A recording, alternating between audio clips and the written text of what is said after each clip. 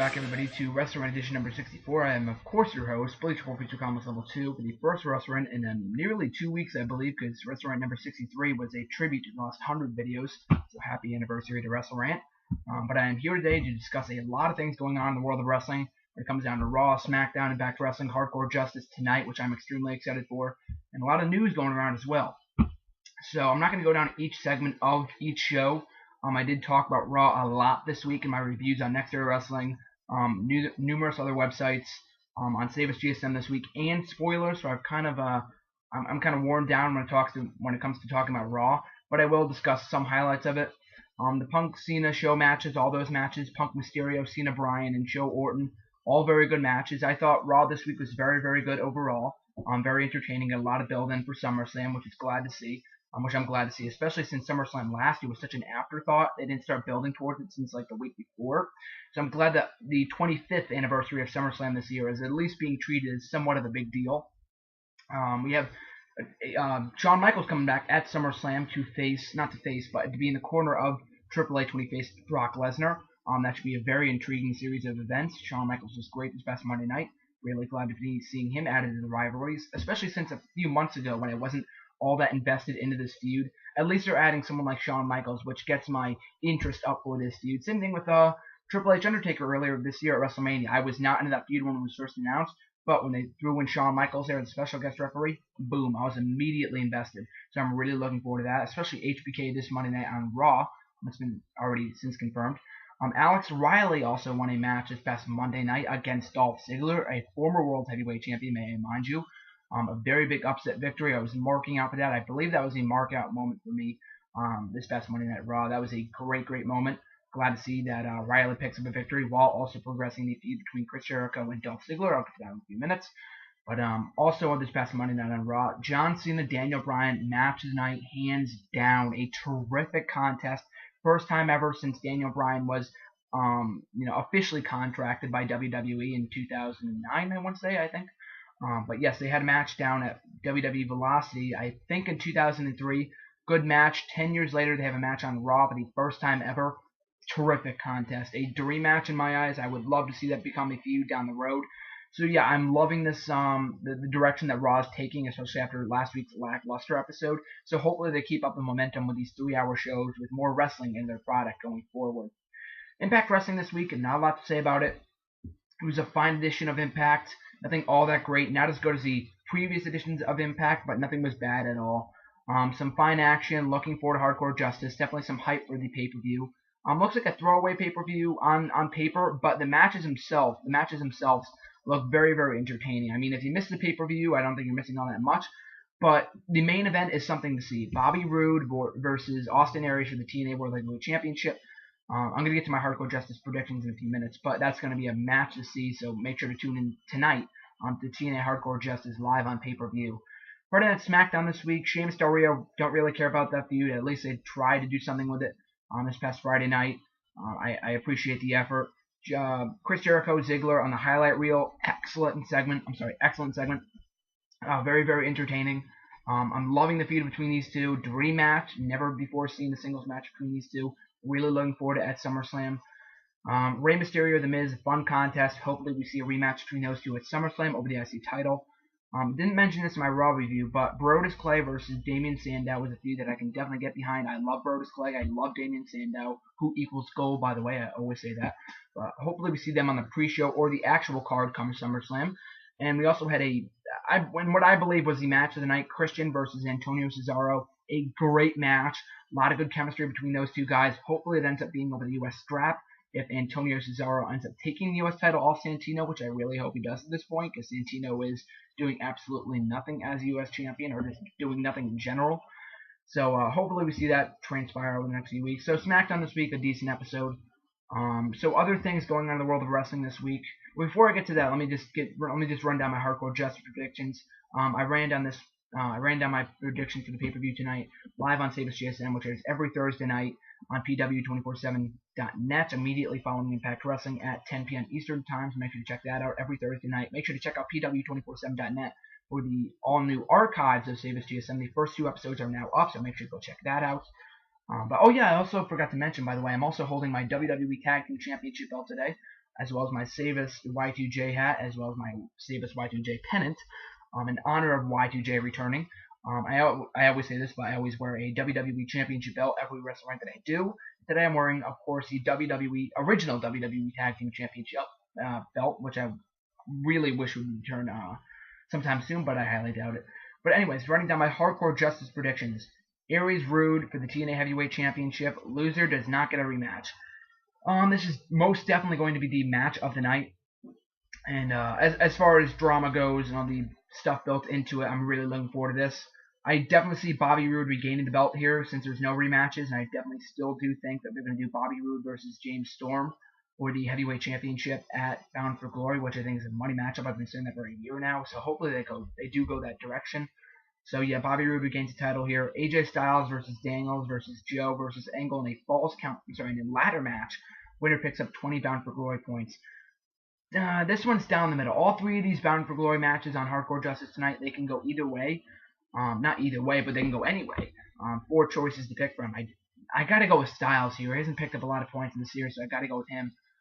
Daniels, highly doubt it. Joe and Angle are already up there. They don't need any more points, so yeah, I'm gonna have to go with Styles on this one. James Storm versus Bully Ray versus Jeff Hardy versus Robbie E in a tables match. This looks like it could be a good match. They've been hyping this up on Impact this past week, so looking forward to that. What else? James Storm, I definitely got to go with this on this match, especially since he lost to Jeff Hardy a few weeks ago. He lost to Kurt Angle, I believe, last week. He lost to Bully Ray this week, so I got to go with James Storm, especially since I see him as the eventual winner of this series. Bully Ray, maybe, highly doubt it though, especially since he won clean this past week on Impact. Robbie E, don't put your money on it. Jeff Hardy, maybe, but I doubt it. Now D'Angelo Dinero versus Magnus versus Mr. Anderson versus Rob Van Dam in a Falls Count Anywhere match. Winner picks up 20 Bound for Glory points. Dinero, highly doubted. They haven't taken him seriously this entire series. Same thing with Magnus, although I love him. Anderson, he looked like a shining star at the beginning of the series. They really haven't followed up on that, so I'm going to have to go with Anderson here. Rob Van Dam, maybe, but they really shouldn't put the momentum behind him. No one really cares about him anyway. He hasn't changed his gimmick in nearly 15 years. So, yeah, don't put any money on Rob Van Dam. I'm going to have to go with Mr. Anderson here. Chavo and Hernandez versus Gunner and Kid Cash. Throwaway tag team match. Going to have to go with Chavo and Hernandez since Chavo just recently debuted in Impact Wrestling. Miss Tessmacher versus Madison Rayne for the Knockouts Championship. I see Tessmacher retaining here. I'm not exactly sure how. I'm pretty positive that Earl Hebner will be the referee for this contest. But I don't know how he's going to make Tessmacher retain. She's only been champ for 2 months, so I want to see Tessmacher retain here. But yeah, Madison Rayne, I don't want to see her as knockout champion just yet. And finally, Zema Ion versus Kenny King for the X Division Championship. This could be a barn burner of a match. Can't wait to see it. I'm going to have to go with Zema Ion here since he just captured the title just last month. And they're eventually building to him versus Jesse Sorensen for the strap, eventually when Sorensen returns. So as I said before, could be a great pay-per-view. If done correctly, the matches look spectacular, so don't miss that live on pay-per-view tonight. Now for some Twitter questions before I get to the all the news topics of the week. Let me just run down the Twitter questions because some people ask me questions that have to do with some of the topics. At Enrique Cena asked me, who do you want to win at SummerSlam with the match so far? I'm going to get to that next week in my predictions for the event. At American Dolphin asked me, can you make a video showcasing your MMA skills / film one of your MMA classes? That would be awesome. I'm going to definitely try to do that. That's interesting that you asked me that. Love the hashtag, by the way. He included hashtag AskGSM for WrestleRant. That's an awesome hashtag. Continue to use that. But yeah, I'm going to try to do that. That'd be really, really awesome if I could tape one of my MMA classes. At RKO Owns My Heart. Follow her, by the way, as well. Thoughts on Beth Phoenix? I don't know. I think it's a shame that she's not featured on television as prominently as she should be. I think they've run down the feud with her and Layla, so I don't think they can go back to that. But maybe they can put her in a manager role or put her in some kind of stable with somebody. Maybe not Natalya again, which formed almost a year ago. But it's amazing to think that time flies like that. So it was a year ago that she turned heel. But yeah, they definitely got to do something with her. She has talents that are just unmatched by WWE potentials and standards, so they definitely got to get her back on television somehow. At G Fly South, I believe. If I botched that, I completely apologize. Your genuine response to AW's release. So this is what I was going to talk about in the news topics. This is not all that shocking, coming off the Kobe Bryant joke that he cut just last week on Raw. But I do find it shocking that they fired him a week and a half later. I find that a bit unfair, especially with all the WWE standards that he was double standards. I'm sorry, that he was pointing out in his Twitter rant on Friday, which was extremely entertaining to say the least. But yeah, hopefully they do hire him back, but I don't think they will, especially since he talked shit about the entire management of the company as well as Linda. And given the fact that I don't think he wants to go back, I think he wants to do stand-up comedy. But yes, I was disappointed. I loved AW, a lot of talent as a manager.